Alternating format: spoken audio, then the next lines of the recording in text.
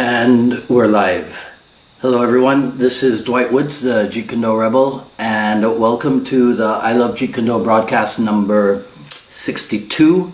This is the one about Jeet Kune and the art of self-discipline.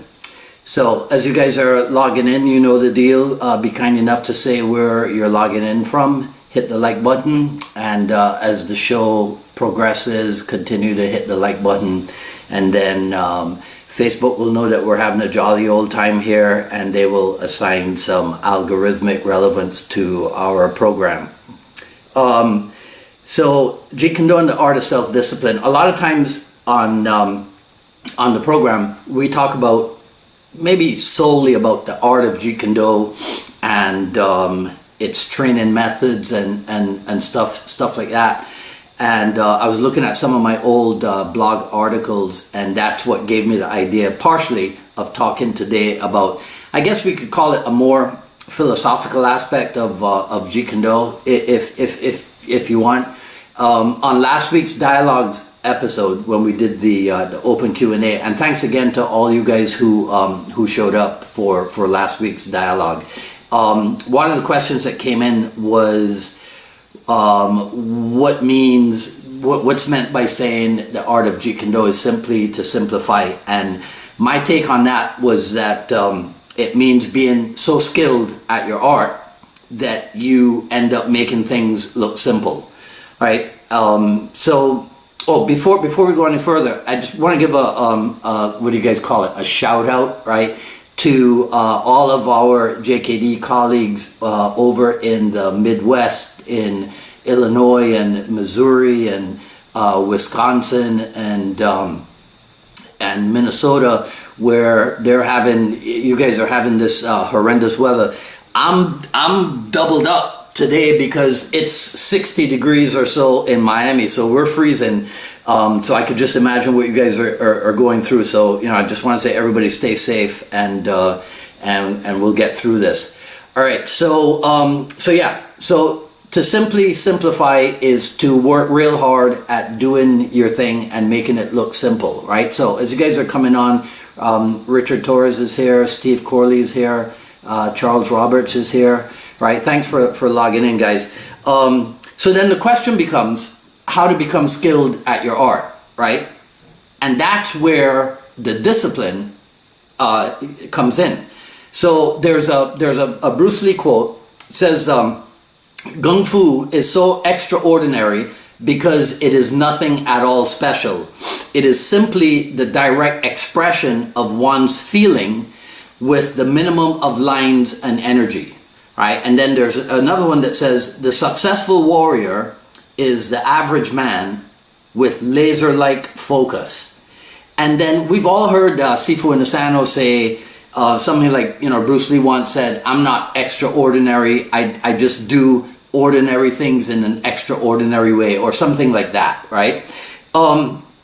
For many of us, when it comes to when we think of Bruce Lee's discipline, we think of his daily training habit, and for examples of that, you can always check out the Jeet Kune Commentaries book, and you can check out the Art of Expressing the Human Body, because they give fairly complete renditions of like his physical training, right? And as disciplined as Bruce Lee might have been physically, I think apparently Bruce Lee was as disciplined in his writing as well, which is why today, 40-something years later, we still have a wealth of information, especially through the efforts of John Little, where we can actually talk about the philosophical aspects behind what Bruce Lee was doing, right? So we're talking about the art of self-discipline. So my basic take is that self-discipline lies at the root of all human greatness. My business mentor, Dan Kennedy, used to talk about the rigidity, let's call it, of his daily writing habit. He wrote, at the time I was with him, I think he wrote for 5 different newsletters, and he did stuff for clients and what have you. And so, and I've heard it from other writers also, right? It's like, wake up, get coffee, and write for at least 1 hour, right? The only question was, what do you write about? And he says that you took care of the night before. So before you went to bed, you decided what it is you were going to be writing on. But apparently it's a habit that all of the top writers get into, and that's writing first thing in the morning. When I used to do, back in the old days, I wrote a blog called Empower You Online, which is still up, by the way. If you guys go to sifudw.wordpress.com, you can see samplings of that old blog. And I used to write that 3 times a day. I mean, 3 times a day, 3 times a week, right? Monday, Wednesday, and Friday. And many times committed to having it written and published by 7 a.m. because I had to be at the academy by 9 a.m. So that was a writing discipline that I got from Bruce Lee's example and from Dan Kennedy. And I wrote that blog for about close to 10 years, right? And I would like to tell you that I never missed a day and that every blog post was a masterpiece, but you know, I'm not Bruce Lee, right? So, but I can tell you that I did my best with it. But it was through all that writing, partially through all that writing, along came the realization that this self-defense art of Jeet Kune was actually a vehicle for self-development in myriad of areas. So, for example, I started incorporating that understanding into my initial meeting with like prospective students, and mostly with the kids. So when the kids would come in with their parents, I would ask them to list for me like 3 positive human qualities that started with the prefix self. So of course, the parents would always pick self-control because that's what they want from the kids, right? And then the kids would, you know, maybe come up with self-confidence or what have you. I did have one kid one time came up with self-actualization. So I signed him up immediately. That's the kind of kid that could definitely join my school, right? But the other realization was that, of course, one of the sources of Bruce Lee's discipline was his extensive library, right? We all know over 2,000 books and what have you. So for instance, we know that he took advice from Napoleon Hill, and Bruce Lee wrote out his definite chief aim. And if you do a Google search to this day for definite chief aim, it's like 99% Bruce Lee stuff that comes up on the Google search, right? And in case you're wondering about the definite chief aim and what have you, look at things like Napoleon Hill's Think and Grow Rich book. Look at Keys to Success or Laws of Success, because sometimes the titles are a little bit confusing, but they're actually separate things. So there's one called Keys to Success, the 17 Principles of Human Achievement, and then there's Laws of Success. And as a matter of fact, I couldn't find my copy of it, otherwise I would show it to you. So this is the one I just mentioned, right? 17 Principles of Personal Achievement. There's another one called, what is it? Defeating the Devil, I think it is, right? Which was written right after Think and Grow Rich. So it was written, but it was never released. If I have the story right, but see if you guys can. I think it's Defeating the Devil. Anyhow, to get back to Bruce Lee and his writing. So in the ad for today's broadcast, you'll notice that I used a picture of Bruce Lee writing, a snapshot of his exercise list from the Hakkyung Gymnasium, and then a copy of his self-confidence formula, right? Which is, again, a thing that comes from Napoleon Hill. But there it is in Bruce Lee's handwriting, right? So just like, the "Be Water, my friend" quote is like the most popular Bruce Lee quote out there.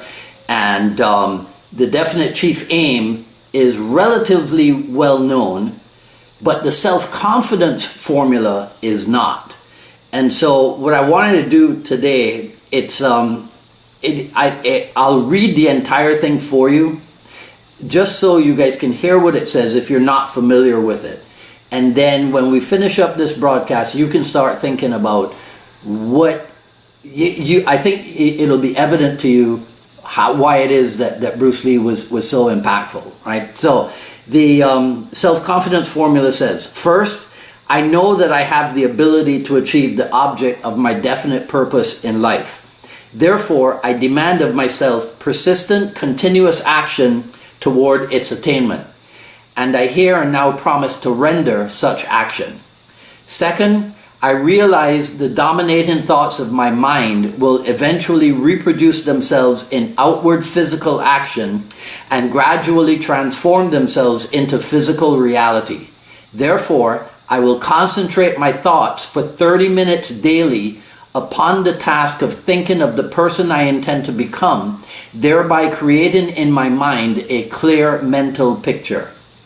Third, I know through the principle of autosuggestion, any desire that I persistently hold in my mind will eventually seek expression through some practical means of attaining the object back of it. Therefore, I will devote 10 minutes daily to demanding of myself the development of self-confidence. Fourth, I have clearly written down a description of my definite chief aim in life, and I will never stop trying until I shall have developed sufficient self-confidence for its attainment.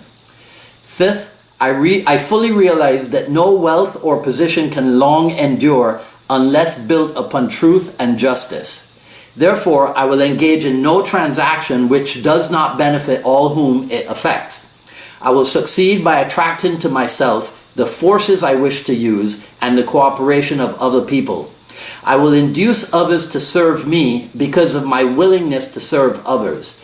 I will eliminate hatred, envy, jealousy, selfishness, and cynicism by developing love for all humanity, because I know that a negative attitude toward others can never bring me success. I will cause others to believe in me because I will believe in them and in myself.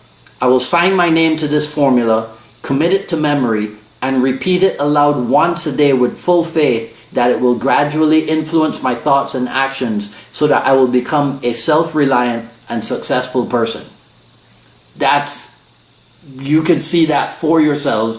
My suggestion, if you want the inspiration, find it online in Bruce Lee's handwriting, blow it up, print it out, and use it in the same way that apparently he did. And 40 years from now, I'll be doing a broadcast talking about your greatness, right? Okay, so that's it. Short and sweet for today, guys.